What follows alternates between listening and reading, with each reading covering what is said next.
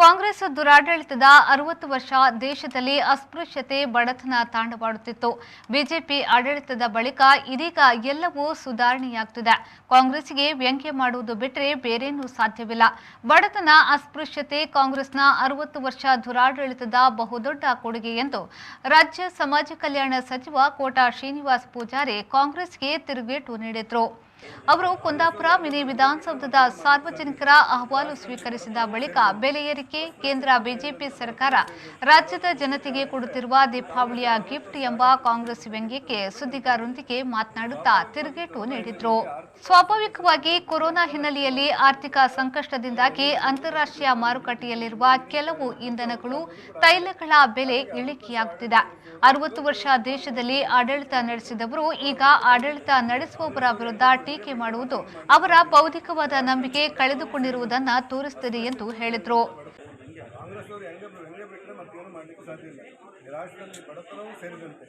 ಅಸ್ಪೃಶ್ಯತೆಯೂ ಸೇರಿದಂತೆ ಬಡತನವೂ ಸೇರಿದಂತೆ ಯಾರಾದರೂ ಒಬ್ಬರು ಕಾರಣ ಇದ್ದರೆ ಅದು ಕಾಂಗ್ರೆಸ್ಸಿನ 60 ವರ್ಷ ಆಡಳಿತ ಕೊಟ್ಟಿರುವಂಥ ಗಿಫ್ಟ್ ಅನ್ನೋದನ್ನು ನೆನಪಡಬೇಕು.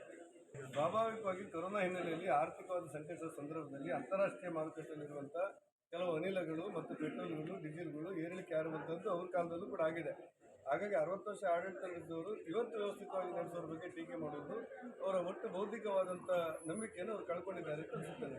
ಪುನೀತ್ ರಾಜ್ಕುಮಾರ್ ಅವರಿಗೆ ಮರಣೋತ್ತರವಾಗಿ ಪದ್ಮಶ್ರೀ ಪ್ರಶಸ್ತಿ ನೀಡಬೇಕೆಂಬ ಮಾಜಿ ಸಿಎಂ ಸಿದ್ದರಾಮಯ್ಯ ಮನವಿಯ ಬಗ್ಗೆ ಪ್ರತಿಕ್ರಿಯಿಸಿದ ಸಚಿವ ಕೋಟ ಅವರು, ಇಂತಹ ಸಂದರ್ಭದಲ್ಲಿ ಅದು ಕೊಡಿ ಇದು ಕೊಡಿ ಎಂದು ಹೇಳುವುದು ಶಿಷ್ಟಾಚಾರವಲ್ಲ. ಯಾರೇನೇ ಹೇಳಿದ್ರೂ ಸರ್ಕಾರ ಪುನೀತ್ ಅವರಿಗೆ ಗೌರವ ಕೊಡಲಿದೆ ಎಂದು ಹೇಳಿದರು. ರಾಜ್ಕುಮಾರ್, ಸಿದ್ದರಾಮಯ್ಯ ಈ ನಮ್ಮ ವ್ಯವಸ್ಥೆ ಮತ್ತು ಕಲೆ, ಸಾಹಿತ್ಯ, ಸಿನಿಮಾ ಲೋಕವೂ ಸೇರಿದಂತೆ ಸಮಾಜದಲ್ಲಿರುವಂಥ ಪ್ರತಿ ಕುಟುಂಬದಲ್ಲಿರುವಂಥ ವ್ಯಕ್ತಿಗಳ ಮನೆ ಮತ್ತು ಮನಸ್ಸಲ್ಲಿರುವಂಥ ಒಬ್ಬ ವ್ಯಕ್ತಿ ಪುನೀತ್ ರಾಜ್ಕುಮಾರ್.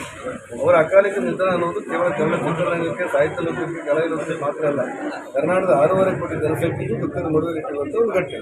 ಅವರಿಗೆ ಯಾವ ಪ್ರಶಸ್ತಿ ಕೊಟ್ಟರೂ ಕೂಡ ಕಡಿಮೆ. ಹಾಗಾಗಿ ಸರ್ಕಾರದ ನಮ್ಮ ಕನ್ನಡ ಸಂಸ್ಕೃತಿ ಮಂತ್ರಿಗಳಾದ ಸುನೀಲ್ ಕುಮಾರ್ ಅವರು ರಾಜ್ಯದ ಮುಖ್ಯಮಂತ್ರಿಗಳಿದ್ದಾರೆ. ಮುಂದಿನ ದಿನಗಳಲ್ಲಿ